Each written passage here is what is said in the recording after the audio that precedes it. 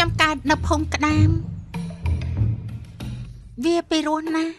ហេតុអីបានមានឈ្មោះចម្លែកម្លេះខ្ញុំបានឮថាជនជាតិចិននោះបានអញ្ជើញគ្រូ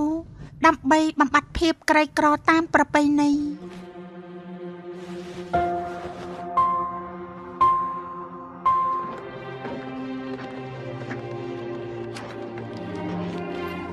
និយាយតាមត្រង់ចុះខ្ញុំចង់រៀបការជាមួយនាងថាម៉េចសូមរៀបការជាមួយខ្ញុំអាចសុំចាប់ដៃខ្ញុំបានប៉ុន្តែកុំក្លាហានដល់ម្លឹង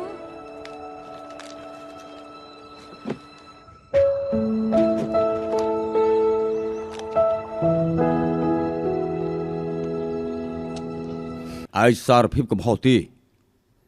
ខ្ញុំឈឺធ្ងន់ហើយគ្មានអាហារចិញ្ចឹមប្រពន្ធកូនបើខ្ញុំមិនធ្វើអញ្ចឹងពួកគេនឹងដាច់ពោះស្លាប់សំបីតអ្នកក្រផ្សេងទៀតក៏គេធ្វើដូចឯងដែរជាប់ទោសណា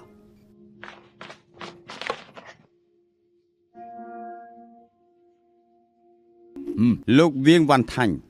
មានអាយុ50ឆ្នាំត្រូវបានតុលាការកាត់ទោស